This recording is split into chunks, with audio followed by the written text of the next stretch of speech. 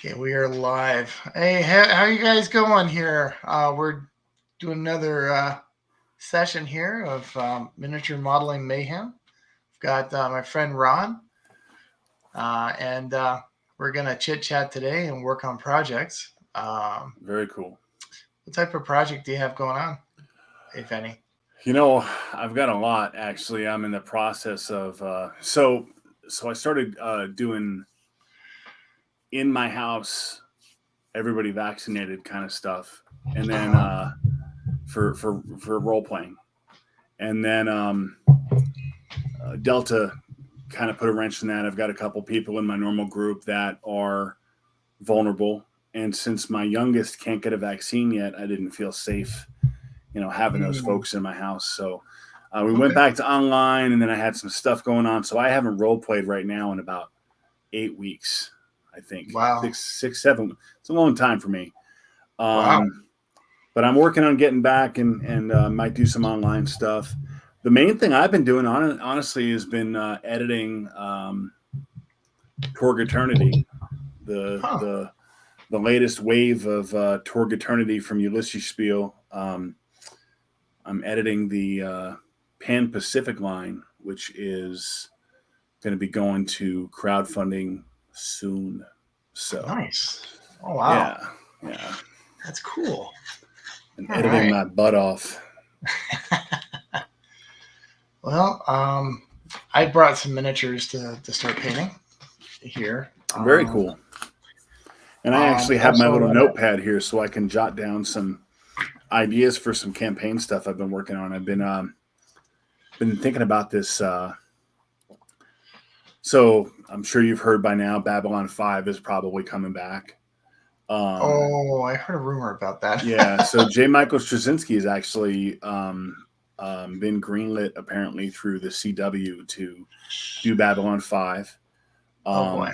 My favorite version of that was Star Trek Deep Space Nine, but I've been thinking about maybe doing a sort of a sci-fi, like space station in an important spot type of campaign. Okay. And so I've been kind of tooling around with those ideas.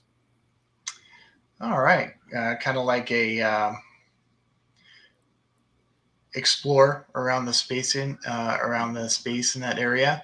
Maybe I was thinking about I love how in Deep Space Nine they were right at a gateway to a whole part of the galaxy that the Federation had never been to. I love that. Like Babylon 5, their job was to broker peace. Like everybody knew everybody, and their job was to broker peace. But DS9 was like post-war, new frontier, defend Federation space from whatever in the Gamma Quadrant. And so I'm kind of leaning toward perhaps some politics and some nice some intrigue, as it were. Might be interesting. Yeah. So I've been DMing a game for the past year and a half, and I tried to enter in some intrigue and court stuff into my game, and it fell flat on its face. My party did not want to do it. So. It can happen. Yeah. That speaks to... So, on my podcast, we talk a lot about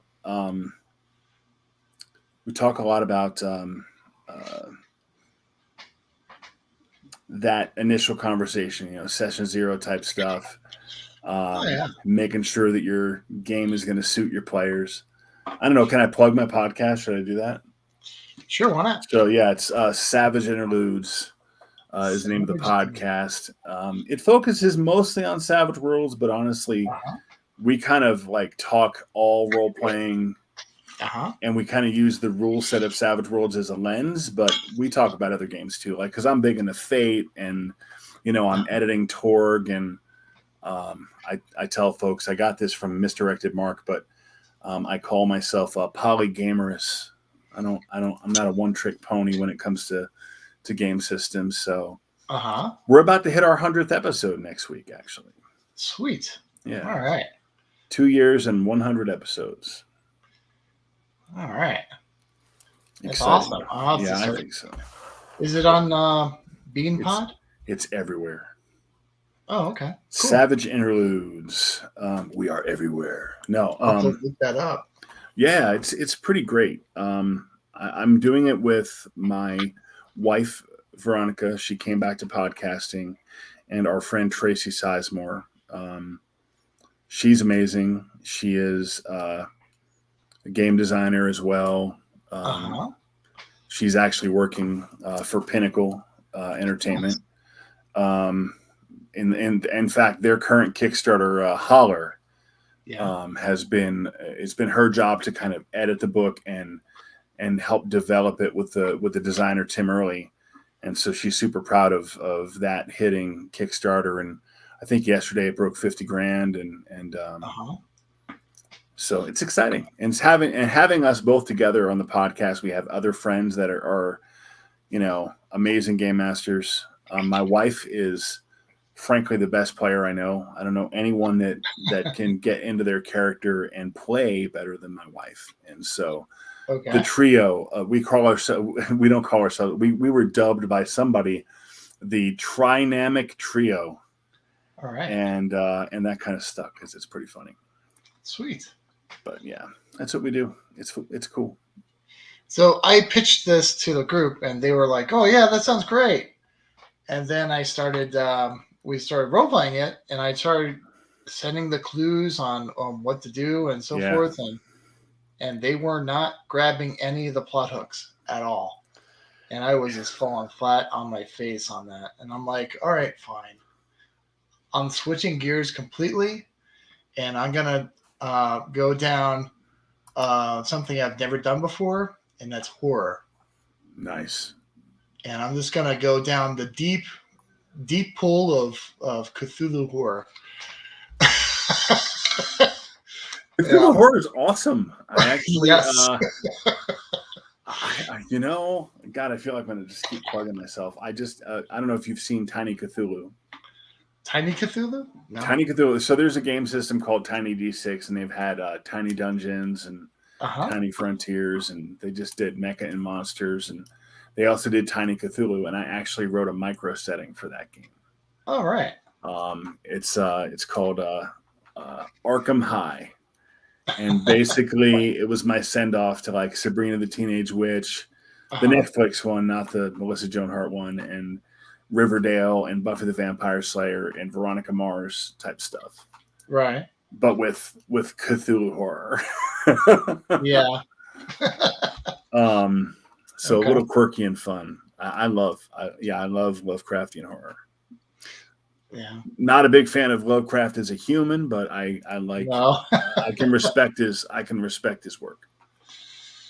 Oh, yeah. I fully understand where you're coming from there. Yeah. Not sure what his cat's name is rather questionable. Ridiculous. And then it featured in one of my favorite stories, and it really didn't strike me until I was a real adult that it was such a bad. My favorite Lovecraftian story for years was Rats in the Walls, and when I first read Rats in the Walls, those phrases didn't mean as much to me as they do now, and that's a tough one to read for me now. I can't even read it, so bugs me. I'm like, ugh. So angry. And of course you don't want to like edit it or censor it because it's a product of its time. Right. Yeah. And so that's tough. So it's conflicting for me. Yeah. It's I've been told, and I haven't seen it yet, that Lovecraft Country is a good series to watch. I concur. Lovecraft Country is brilliant. I've watched it with my daughter, and not a single episode went by that we weren't like, what? And then like had to go to the next episode. It's just crazy good. Huh. Okay. And it really turns all of the racism that gets pointed at Lovecraft on its ear at the same time. So it's a great horror story. Yeah. It does a great job of the acting is just brilliant. The writing is brilliant. It just does a great job of being Lovecraftian, about not ignoring the issues of the time period, and about like seeing the characters kind of rise above that at some level, which is cool. It's pretty neat. So, as a fellow GM, I am gonna have to ask your. I know my players are not going to be watching this show, so I don't have to worry about it. How rude! But what I have planned for them is something I've never done before as a GM. Uh-oh. Okay, so what's happening is my wife is inviting 2 people from her work to join our campaign. And in order to get them into the campaign, I have to fit them in some way. Right. So here's my idea to introduce them to the horror. The existing players, I'm going to go ahead and have them start in a fight and then do a TPK with them. Wow. And then they wake up and they all have amnesia, and the other players are there with them with amnesia. And then they have to find out who they are and how they got where they're at. So that's awesome. There is, personally, I do have advice on this. Okay. Personally, I wouldn't actually make them go through. I wouldn't make them go through the fight where they get killed, because, Really? well, you already know they're going to die, and they can't do anything about it. Uh-huh. And it's just going to breed a ridiculous amount of frustration, my opinion. So I would write some narrative and make them look cool in the narrative. Read that out to them, saying, "Hey, this is what what's going on with your characters, but let's do the amnesia thing." Actually, even better, because now we're spitballing here, right? Uh-huh. Don't even say anything. Start the session saying you have amnesia. Put them in the room. Don't even mention the combat, because if they don't remember the combat, why run them through it? Well, I want to introduce them to the horror aspect. Sure. And what I was going to do is to have the setting is that they're in a mist and they don't see anything. It's all yellow, because my campaign is going to be based off of the King of Yellow. King and Yellow, yeah. One of my favorites. So it's going to be yellow mists. They're going to have like all sorts of weird noises happening in the mists. Then they see movement going around, and then roll initiative. See, now that's different, but you can introduce them to the horror. Don't actually kill them, and just say, suddenly, boom, things go black, and then next scene they're in this room. Okay. I mean, you can do a combination of the things. That's all. I would personally, all right. So have you ever watched Supernatural, or any show where there's murder, even Law and Order, right? The opening is somebody's like, tra la la la la, I'm doing my thing, I'm a normal person. Oh God, there's a dead body, right? Right. Or in like Supernatural, it's I'm doing my thing, and hey, I've been murdered. I'm in the next scene on a slab. Yeah. But what about doing it sort of that way, where you start them out in the fight, you let them see the horror, give them a round or two, and say, okay, cut this. We're going to cut forward to this next scene. Because part of the horror is they're like, wait, how did that end? Well, that's a great question. You don't know.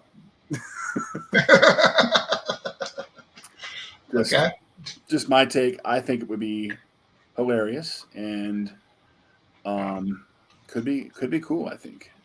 I was just thinking of ways to have these people join the campaign seamlessly. Yeah. And also give it a horror type of jive, so that things are mortal, or more off the beaten track. Yeah, no, 100%. Dangerous. So the The only reason I would be concerned about making him go through the combat is you've already decided they're going to lose. And so it's, I don't want to call it railroady because I hate that word, but if it's a foregone conclusion, why put them through it? Like, it's just going to create a little bit of angst, and that's not horror. But horror might be you're in the middle of this combat, there's a shift in the scene, and then, oh, by the way, next scene. Wait, what? Okay. To me, that's more Lovecraftian. That's just my take. And I was going to tell you too, there is a John Wick adventure, a trilogy, I believe, that he wrote that was for Call of Cthulhu,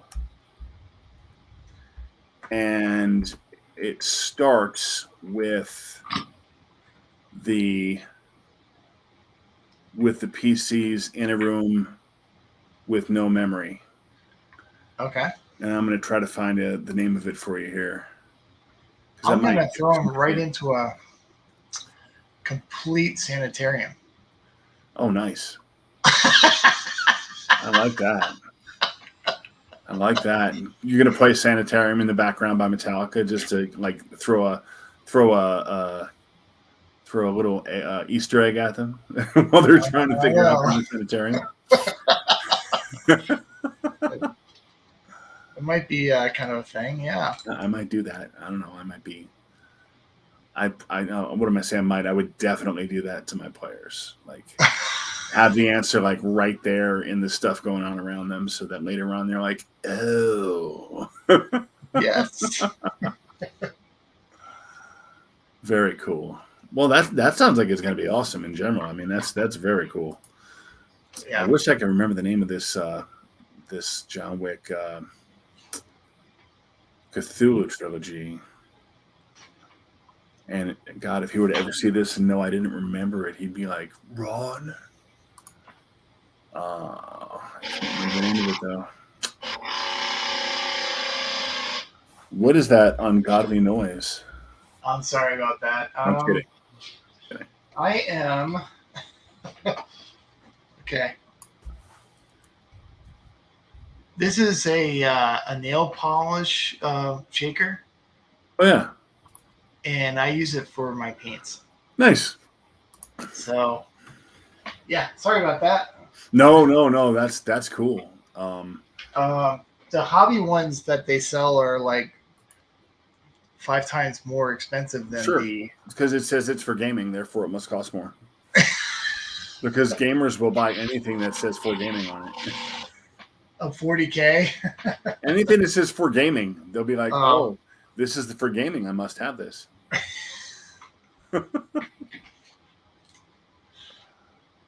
That's funny. Yeah, I'm painting pirates right now. Nice. Is that for a specific game? A game called Blood and Plunder. Okay.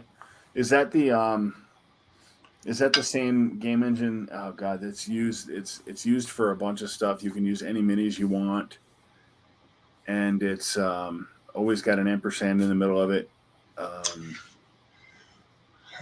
God, don't think so. Okay. These folks, they're called Firelock Games. Gotcha. And they got their start with this game, the Blood and Plunder. I would never have gotten into this game if it wasn't for my wife. Oh, really? Yeah, my wife bought me a 3D printer. Uh-oh. Yeah. And that enables me to build pirate ships for a fraction of what they are buying them resin and stuff. Oh, so, sure. Because of that, I'm like, I get to play a game that I was looking at but never considered because of the price. 100%. Oh, you know what? I don't know where I got the end from. It's the system I was talking about was Song of Blades and Heroes, and they've got all these other songs of games, and there's an end in there. That's what I was thinking of. They've got a bunch of expansion. for it. Like there's Songs of Blades and Heroes. Song of Blades and Heroes is the first one. They've got a Song of Gold and Darkness. They've got Wind and Water. They've got all kinds of things, but they use the same base rule set. And the concept is that you can use any miniatures you want. They don't actually care. You just basically every miniature turns out to be a token, right? For whatever your thing's going to be. And I've got a buddy that plays it with all paper figure flats. Oh boy. And he's got a full, he gets a full experience, but his whole game can fit in a shoebox. Okay. Which is cool. All right. That is cool. I mean, that's the thing about games is you can put into it what you want to put into it. Well, his interest was, in this case, it was more, saving money type of thing. And he liked the tactics of miniatures games, but hated the expense and didn't enjoy painting. Yeah. Or the modeling aspect. He just wanted to play the game. And so games like that have those sort of not generic, but targeted rules for whatever minis you got. And honestly, any mini game can be used that way. I mean, they don't want to tell you that. Games Workshop wants you to really buy, their real 40K minis. And, Privateer Press really wants you to spend the money on hordes, But honestly, if you've got the tokens down that cover the base size, you can play with slips of paper if you want to. Yeah. The minis hobby is like 3 different hobbies. Yeah. I mean, you've got the tactics portion, which is probably my favorite part. You've got the collecting portion, which is, I would say, the most common minis gamer. And then you've got the actual painting portion. Okay. I would venture a guess that most people that are, quote, into minis games own a bunch of minis and almost never paint them or play them. Oh, no. Yeah. I just know so many people that have closets of these things, and they're like, oh, I'll paint them one day. Or they'll sit down to play, and everything on the table is unpainted. Or I saw a guy one time, he wanted to be in a tournament, and they're like, oh, it's got to be a painted model. So he literally went outside and just sprayed hot pink on his unpainted models, came back and said, all right, I'm ready. That's not very cool. No. So yeah, because to me, it's part of it is the hobby part with the painting and stuff. Definitely. There's an artistic expression to it that you wouldn't normally expect in a tactical game, right? Like, yeah, you can get a board game that's just a tactical game, but my buddies had a Space Marine army called the Purple Nurple. Yeah. They were purple with pink accents, and he loved it because a lot of dudes didn't want to get beat by purple and pink miniatures, and all right. He thought it was cool. I also think that world building is a good thing. Yeah, and totally. I jump on board with the terrain making. In fact, that's what I wanted to also talk to you about was Savage Worlds Deadlands. Oh yeah. Because I have in the last year, because of this 3D printer, I've printed an entire Western town. Oh wow, that's cool. And painted it up. It's all assembled and ready to go. Sounds like you need to either run a Deadlands game next year at RinCon, or you need to loan me those models, and I'll run a game at RinCon and do a cool in-town Old West spooky story. Yeah. Just saying, one of us needs to use those to run a Deadlands game. So I've been that's awesome. Actually, kind of thinking about Deadlands. I used to play it 20 years ago. Me too. Before Savage Worlds, when it was just Deadlands. Yeah. Well, one of the best miniatures games of all times is The Great Rail Wars. I love that game. It's actually one of the few ones that I really went out of my way to be like, all right, this is cool. I want this. Oh. I didn't keep any of it, of course, because,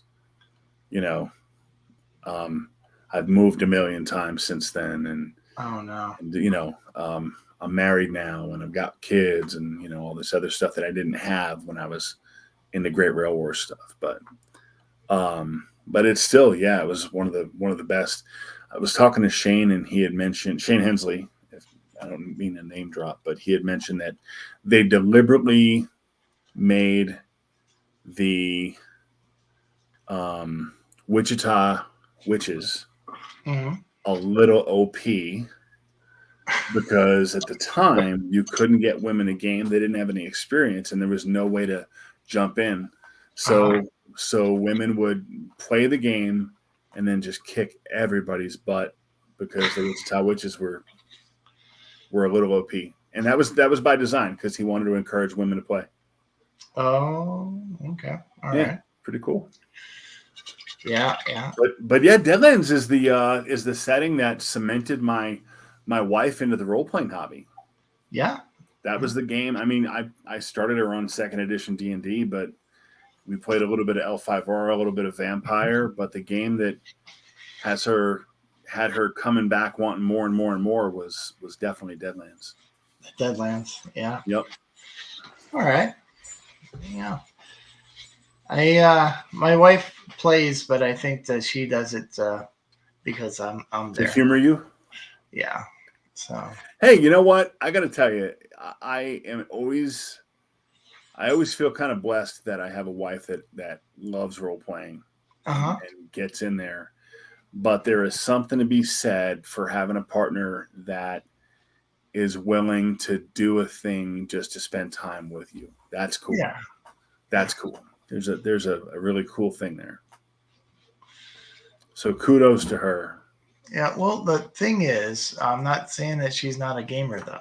Sure. Doesn't she like a lot of board games and stuff too? She is a fanatic with board games. So every night we've been playing a board game. Nice. My wife's the exact opposite. She loves role-playing games and puts up with board games for me. Yeah. We were playing Wingspan last night. So. Oh, I've heard so many good things. I haven't gotten to play that. Yeah. So. What's that all about? Yeah, it's a card. It's like a set collecting type game. Oh, cool. With birds, I imagine. With birds, yes. Based on the cover I've seen. I had some friends ask me about the game. I was like, I don't know, but I can tell you where to get it. Yeah. Oh yeah, it's a great game. I wish she would have more enthusiasm over the role playing, but it's just she's more analytical and she doesn't understand the theatrics of a role playing game. Sure, and that makes sense. I mean, I don't know. I would say for somebody like that, try them on a classic dungeon crawl where you're thinking for your character and not just rolling dice. Yeah, because if you're doing, an analytical type, if you have an analytical type player, put them in a game where they get to do some analysis. So I'd either put that person in a strong mystery game or a classic, dungeon crawl game with like puzzles and secret doors and conundrums. Uh-oh. I haven't done secret doors or puzzles, but that's an idea. Puzzles are fun. I've wrecked people's days with them sometimes. Like I do this birthday event, or I did pre-COVID. I did a birthday event called RonCon, and it's just a day where I invite folks over. It's been different things over the years, but now it's just a day where I invite some people over and we role play. Nice. And for my birthday. And I ran a DCC, a Dungeon Crawl Classics funnel called the Well of Souls. The Well of Souls. And in it, there is this puzzle that's got a math variant or a math thing going on. Mm-hmm. And it's super basic math. Okay. But I had several analytical people at the table, including one actual a master's in science and an actual mathematician. Oh boy. And they overcomplicated it so much and were just stuck on this puzzle, and I was just cracking up. At one point, somebody was like, should we be using base 8 math? And I'm like, dude, I've been thinking this. That's hilarious. Yeah. That's the thing is that the last time I ran into puzzles, I was a player. Mm-hmm. And I don't know what it was, but the puzzles were super simple. Yeah. For some people they are. And I was like, as a player, I just didn't like it. I have found it was a waste of time. I have found and a lot of GMs I think are this way, overthink puzzles and actually make them too hard when they think they're just being clever. Like I haven't seen a lot of overly easy puzzles, especially not in like some of these Dungeon Crawl Classics adventures, because those things are not there to hold your hand as a player. Okay. But interesting you find them easy. I guess it depends. I mean, if you're going to put some of the classic, puzzles that you might find in an old video game for like Tower of Hanoi or one of those types of things, or simple riddles that you can look up on the internet, I can definitely see where that would be too easy. Yeah. Totally. It was just that experience has tainted my belief that puzzles are I get it. Yeah. And you only need to have one bad experience to ruin you on something for life. I mean, it's that simple. And so I've never included them in my games, the puzzles. But puzzles and traps are interesting. You should check out Grimtooth's traps. Those are some classics. Okay. Goodman Games puts out a bunch of stuff. It's an old school type of thing, and Goodman has actually reprinted a bunch of them, and I think they've even turned the whole concept of Grimtooth traps into a setting book at one point. I think they did Trapsylvania. But anyway, there's traps and puzzles available from Grimtooth's, and there's some pretty clever ones in there. There's some that are dumb, but there's some clever ones too. Ultimate Traps Collection. Bam, that's the one I would recommend. It's on. Let me take a look at this. See buying options. Ha! I'm on Amazon right now. Gotcha. Actually, if you go to Goodman Games website, I believe for some of their games they include the PDF. Here it is. The merchant for Amazon is Goodman Games Inc. Perfect.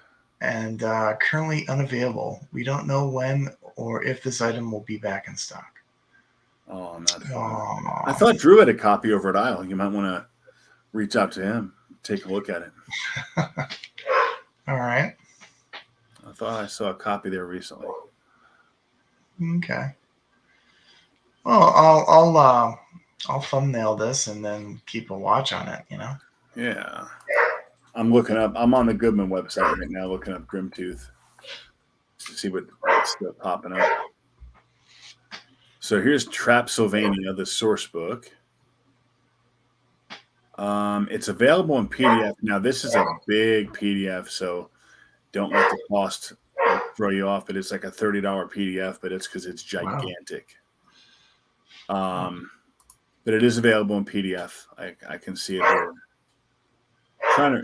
It's got 500 traps in it. It's 460 pages.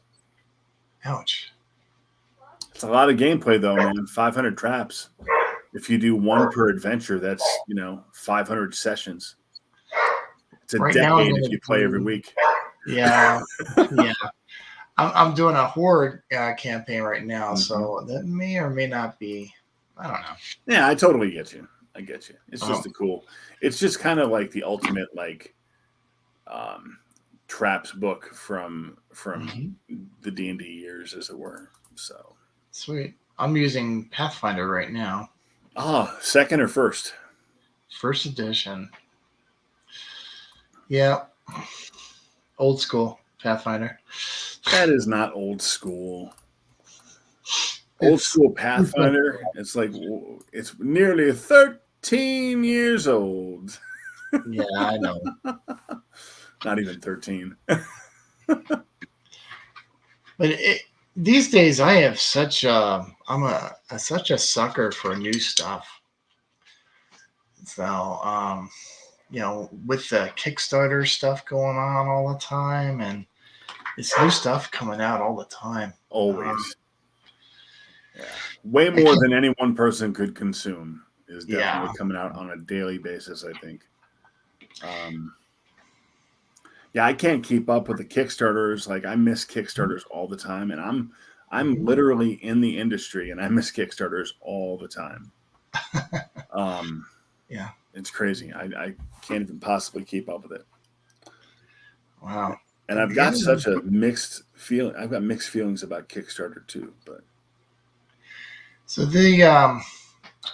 so basically, this established miniature gaming company called Firelock Games that does this Blood and Plunder game that I have. They are dipping their toes into the role-playing game world. Oh, nice. And they're coming out with Raise the Black, which is a pirate role-playing game. And then they've got a Kickstarter that will start soon, I think next year. That will be World War II RPG. I see this World War one they have, Blood and Valor. That's a miniatures game. Yeah. You're talking about a World War II RPG, huh? Yeah. Interesting. So they're dipping their toes into the thing is, they pride themselves in their research and being historically accurate. Well, I can tell you that the game engine they're using for Under the Black Sail is brilliant. It's the one that was used for Forbidden Lands. What is it called? What's that one? Things from the Flood and Tales from. It's the Kids on Bikes type of game that came out from Sweden. I think it was Sweden. And then the best known one would be the most recent Aliens RPG. Huh. It's a game system. Also, Mutant Year Zero, obviously, the Year Zero engine. So, Mutant Year Zero is the first one to have. So I can speak to how great the game engine is. So it would be hard for them to screw it up. I mean, there's a lot of cool historical stuff with pirates that's super interesting, and they're using a game system that is both easy to master and fun to play. Yeah. And then of course World War II. I can't imagine doing a role playing game for World War II. It doesn't click for me. I think it doesn't click because of the fact that 10 years of my life I was a soldier, right? And I'm not sure if I could, even though I was a modern soldier. Yeah, they're using the same game engine for that one too, Year Zero too. I don't mind World War II if or any war, I guess, if there's like a fantasy element to it, Weird War that Pinnacle put out is really fun. They did Weird War Rome, which is awesome. And obviously Weird War I, Weird War II. They did a Vietnam one, and the name of that one's escaping me. But I think if it's got a thing going on, that's not just I'm going to go be in this particular battle and watch Nazis commit, atrocities. I don't know if I'd be into that. Octoon Cthulhu is really interesting. Yeah. That's another World War II game, but it's Cthulhu.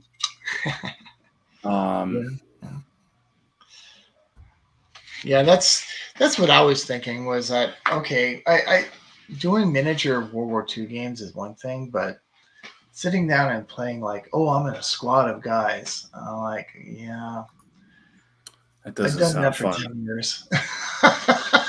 There's another interesting World War II game. It was a supers game called Godlike.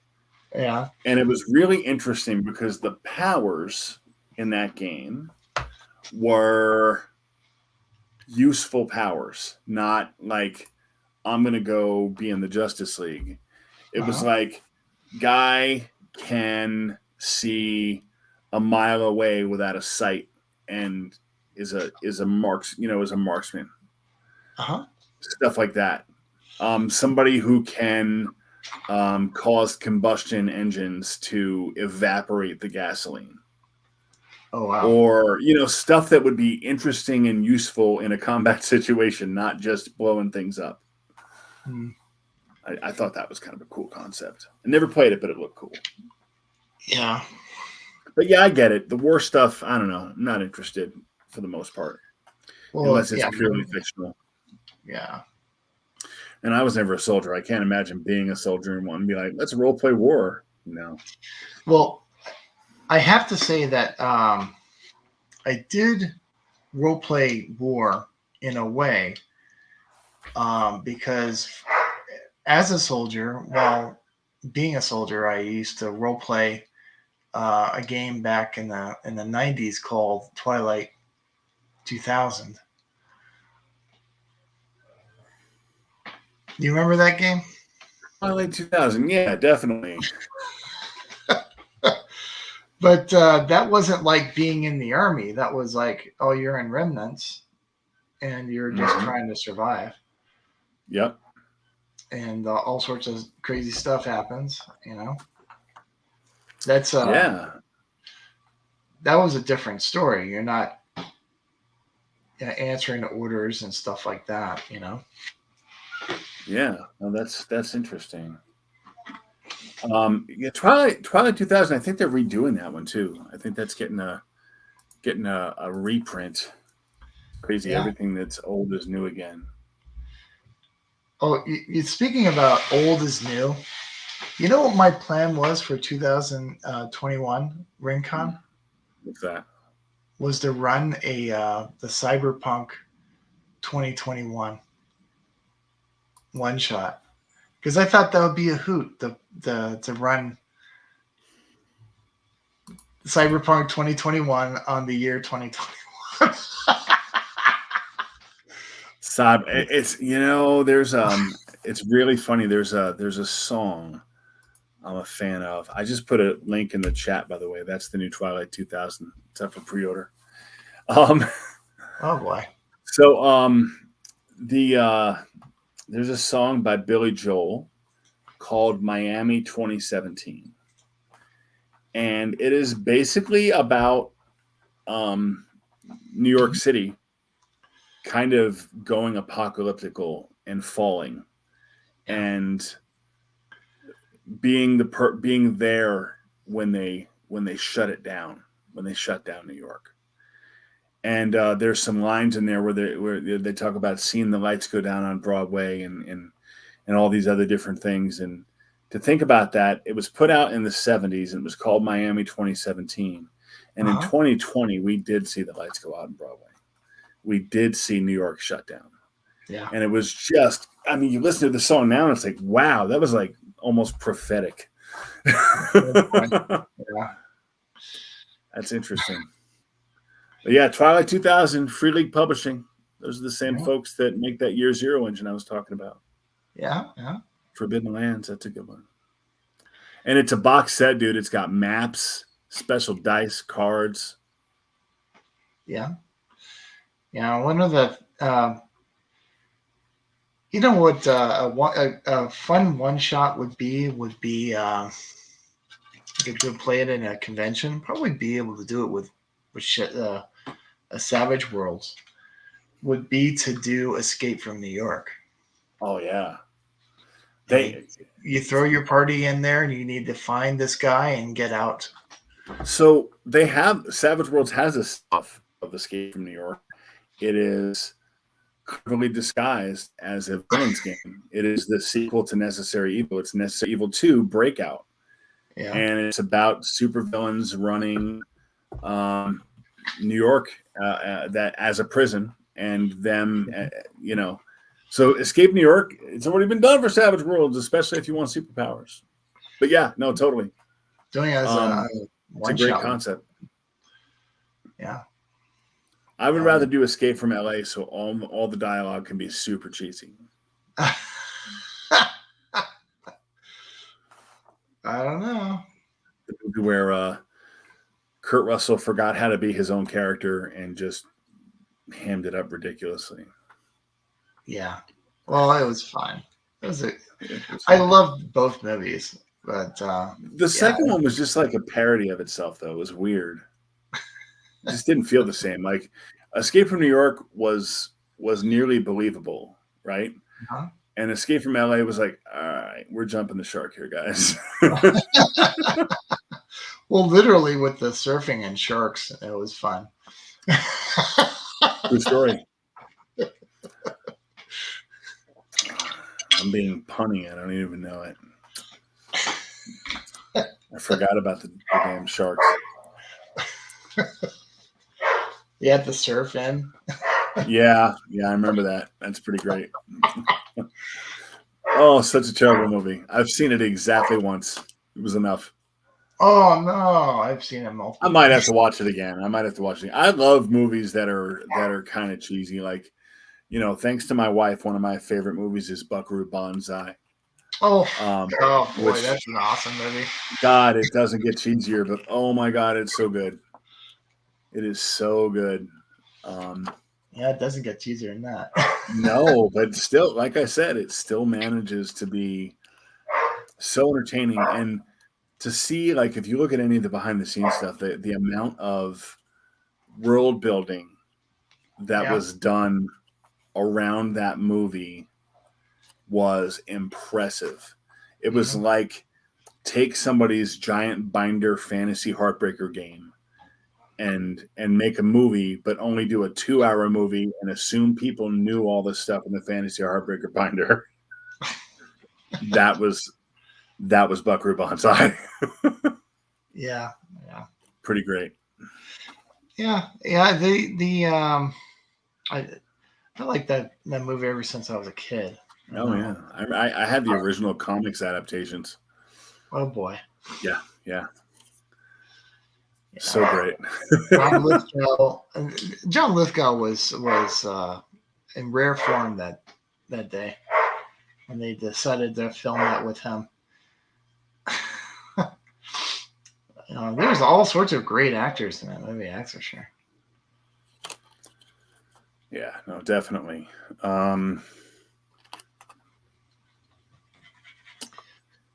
It was good. I love Jeff Goldblum in that movie. Yeah. Obviously Peter Weller. Duh.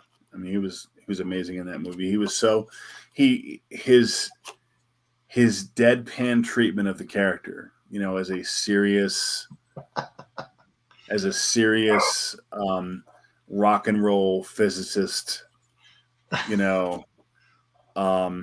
adventure hero character, and he played it so amazingly deadpan. It was so good.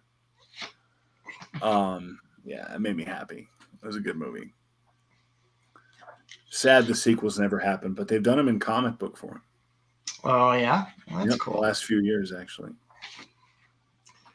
All right, I had no idea. My wife actually has a Team Bonsai T-shirt. Oh yeah, from way back in the day. She still has it. Yeah, sweet. Yep. Yeah, I never got into that. Buckaroo. And come on, a movie with a character named New Jersey. It's just not Jersey, not, anything punchy, but New Jersey. Jeff Goldblum, brilliant guy. That would be a great role-playing game too.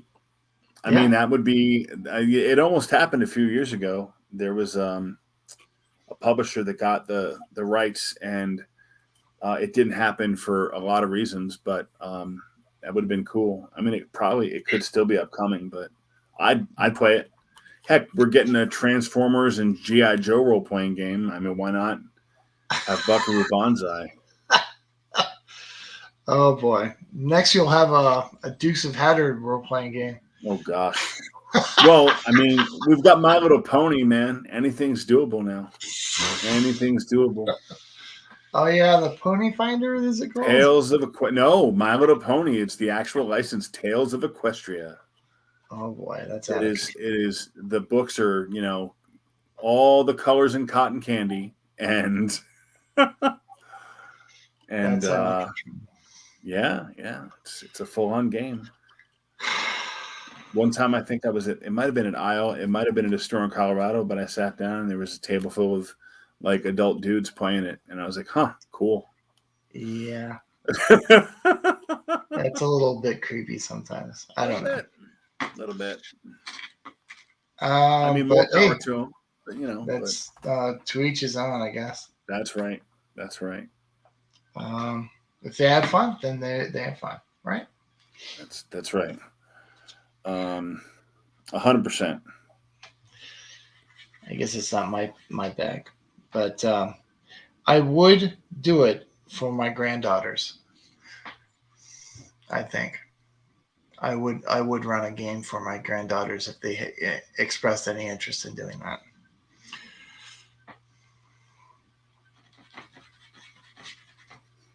That's great. Yeah.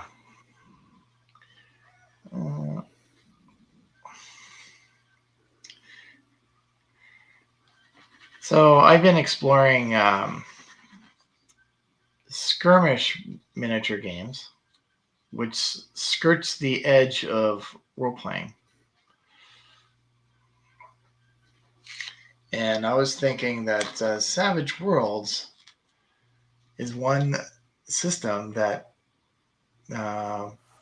skirts the edge of miniature games. It's based on a minis game. Yeah. It's based on the Great Rail Wars minis game. Actually, a lot of people say it's based on Deadlands, but it's not. Deadlands, Great Rail Wars was a super lightened up version of Deadlands, like super lightened up. And then for fun, I guess Shane ran it for some friends. Shane Hensley ran it for some friends, and as an RPG for a one shot, and they're like, "This should be a thing." And then that's kind of where Savage Worlds came from. Oh wow! Yeah. So Savage Worlds is based on a minis game. It's specifically based on the Great Rail Wars minis game. That's cool. And that's why for a while they had those separate minis rules that you could get. I think they've kind of gone away from that for the most part, but there are minis rules that you can still get online using a base of Savage Worlds. I think there's it has a special name, doesn't it? Or arena or something? No, I'm trying to remember the name of it.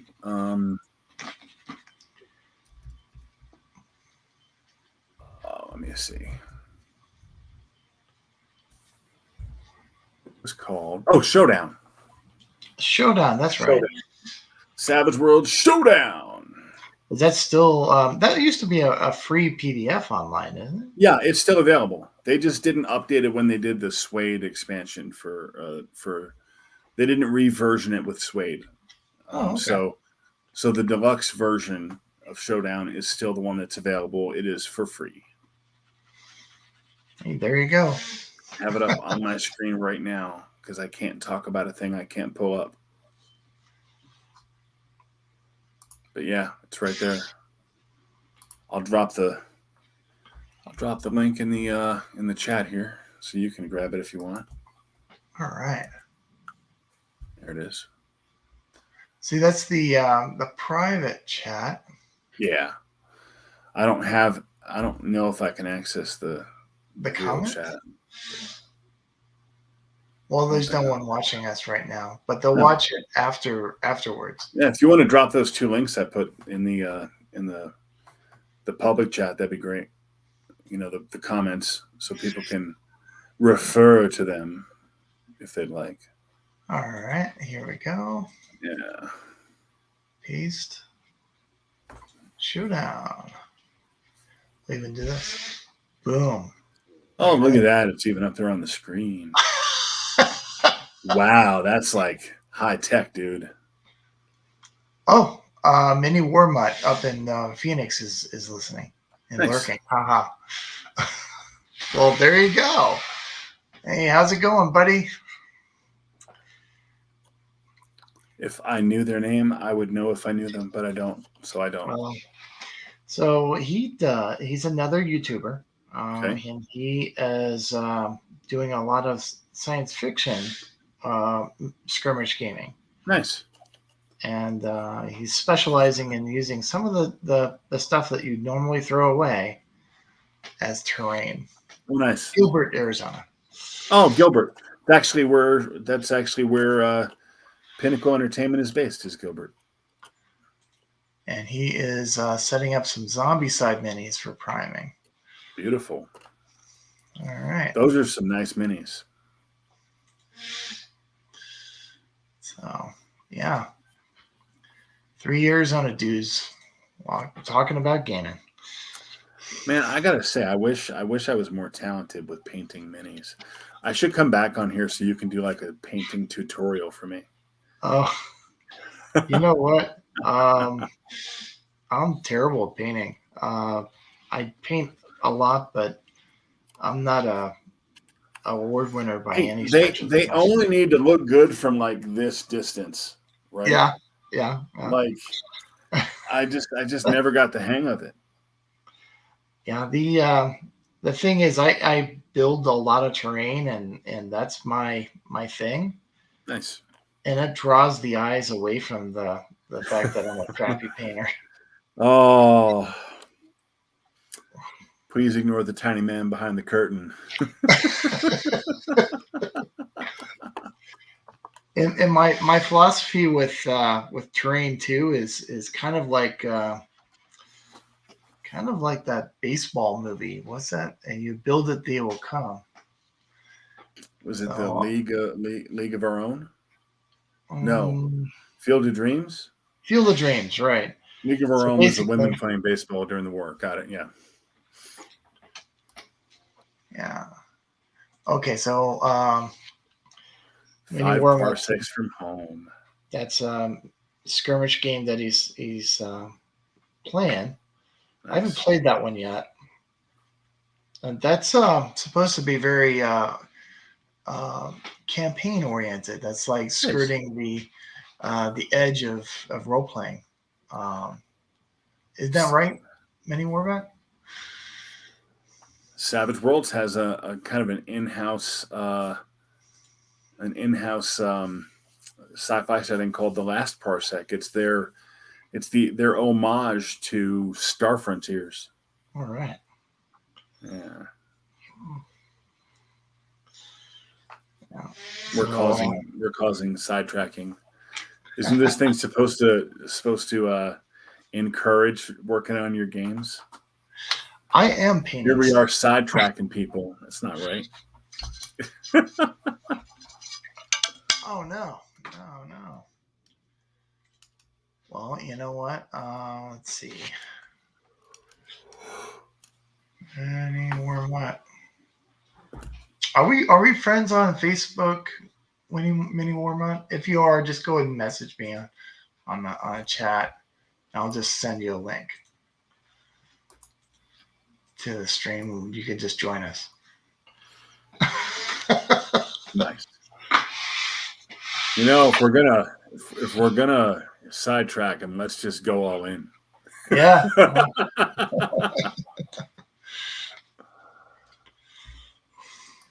That's how we do up here. Yeah, I mean, there's no formality here. If someone wants to join, we'll there you can go. Just go ahead and join us up, and we'll do chit chatting while we're working on stuff. You know. Nice. How long have you been doing this? I haven't gotten to see it. This is our 8th episode, I think it is. So cool. Have different people on each time. You're the first in the role-playing side of the house. So honored. Yeah. Most of the folks have been on the wargaming side of the house. That's cool. The week before last, I had a war game designer on here. He does 2-hour war games. That sounds like fun. That sounds like up my alley. It might be more so than you think. That is a system that is reaction oriented. Mm-hmm. So you can actually either play head to head, or you can play solo or cooperative against the machine of the system. Oh, see, and I like co-op games in general, so that's interesting. So that's unique with wargaming, is that doesn't hardly ever happen. Right. Yeah, it's usually a free-for-all for multiplayer, or it's just you against your opponent. Yeah. And so that's and he's got a whole line of different games. He's got World War II. He's got zombies. He's got all sorts of space stuff. So you can do space fighter ships, or on the ground running around like Firefly or whatnot. So, all right, and then he's got also fantasy stuff too. That's awesome. Classic fantasy. So you even have and this is where it runs kind of on the skirt of being role playing, without it being role playing. Where his fantasy, he even has like books that are random generation maps. So it's like a role playing game without the DM, where you're doing the dungeon crawl and you roll for the different encounters and stuff like that. So one of the interesting things that has come out of COVID has been a huge move towards solo play rules for role-playing games. Yeah. There are tons and tons of solo games out there. There were already some games where you could play without a game master. Yeah. But the idea of a completely solo role-playing game it's not new, but it's certainly gained a lot of ground in the last year and a half. Yeah. Everything you look at's got somebody's written a solo version. It's pretty crazy. Oh yeah. It's awesome. So solo is his jam too. There you go. You should, a lot of folks check out Mini War Mutt's channel. It's a pretty fun channel. Yeah, I'll definitely check it out. Definitely. Yeah. I missed some of the videos you make, Ron. It's been a while. I haven't done it in forever. I got back into podcasting, and that's kind of my sweet spot. I think I've got a great face for radio. But no. The thing is, so if you're doing video, I am better bouncing off of people like you and I are doing, right? Yeah. The type of probably essay type stuff that I would do on YouTube, it's real hard for me to do that stuff by myself and keep it going. It's super odd. So Savage Interludes works because it's, 3 of us bouncing ideas and concepts off of each other. There's banter, there's kibitzing, and that's really what makes it fun. And, an hour goes by so fast with the 3 of us that, like, we literally had to find ways to shorten our episodes because we could just talk forever about this stuff. Yeah. So Yeah. I'm another 7 minutes. We'll have to round things up because we're gonna have That's to fine. start getting ready for dinner. No, that totally makes sense. No, totally Yeah. makes sense. Yeah. But I appreciate you spending some time and talking with me. I actually got quite a bit done with painting. I was pretty thrilled with this. Um, I got pirates started here, and more pirates completed. So pretty happy with Awesome. that. Yeah. So, R. But yeah. Wait, my wife's a huge pirate fan. That might be the way to gateway her into minis. Kitchen War Gamers. He's on here now. Hey, how's it going there in the UK? It's super late. What is it around? or early, depending on your perspective. It's It's around like 8 hours later there. 2 in the morning or something like that. Yeah, it's If I'd known you were up, I 2 would have a.m. let you join in. But we're winding things down here. Absolutely. Oh no, he's not able to sleep. Oh, I hate that. I hate that. I I have to take melatonin or I can't get to sleep.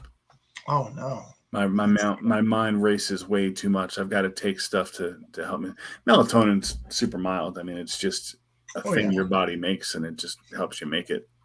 But yeah, I couldn't sleep if it weren't for melatonin. So Yeah, 2 in the morning. yep, yeah. Ouch. I don't like to be up at 2 a.m. unless that's deliberate. Oh boy. Gaming related, right? There you go. Sure. Yeah. I'm looking forward to this. My next session where I'm introducing these new characters to the party. I think it's going to be cool. I think that sounds great. You should definitely report back. So I'll do a just short of a TPK, and then boom. Yeah, I like it. I mean, like, just get it to where it's all right. Next scene, and just oh, just watch their eyes turn into saucers when you do that. It's gonna be great, man. You know what I was also thinking about doing, since they're going to be fighting in a dreamland at the beginning, is instead of going doing attacks against their hit points, Oh yeah, doing attacks against their wisdom attribute. huh? That's cool. Yeah, that's totally doable. Wisdom attribute. Well, you know what? It seems to be a lot of people's dump stat these days. So Yeah. be careful.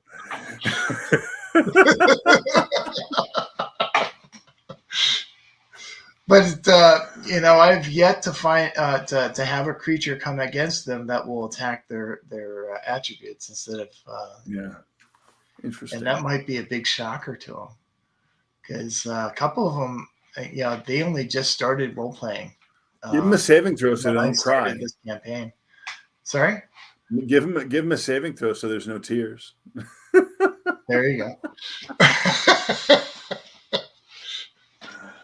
You give them a saving throw, and then they take half the damage. Oh, that's the old. You ever see that Jesus Saves T-shirt? No. The front of the shirt it says Jesus Saves, and on the back of the shirt it's got him giving a thumbs up and says, "And only takes half damage." Never seen that one before. That's pretty funny. And my wife has it, and she stopped wearing it because people thought she was more of a holy roller because her hair would cover the punchline in the back. Oh no.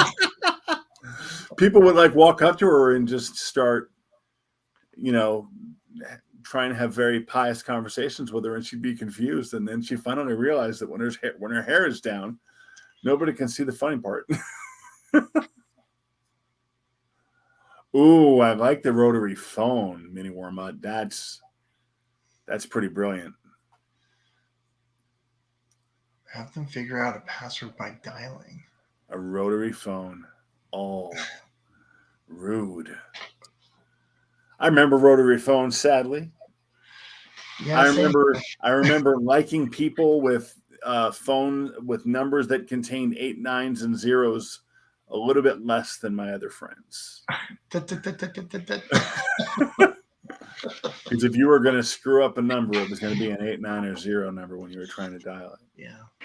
The days when I had a cord that was 30 feet long from the kitchen. Yeah, that's what we had before wireless, man. You wanted to walk away from your kitchen, you just got a longer cord, folks. That's what you did. Oh boy. That's right. We like to joke for the Utes. The Utes. Yeah. All right. We explained corded phones and rotary phones to my daughter, and her serious response was like, "Were you being punished?"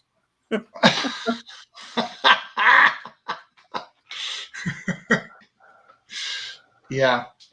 Well, awesome, man. This has been a blast. Yeah, thanks a lot for showing up, bro. It was great catching up, man. We haven't talked in, gosh, forever. It's been a couple of years, it feels like. Probably because it's been a couple of years because of this craziness. From the before times.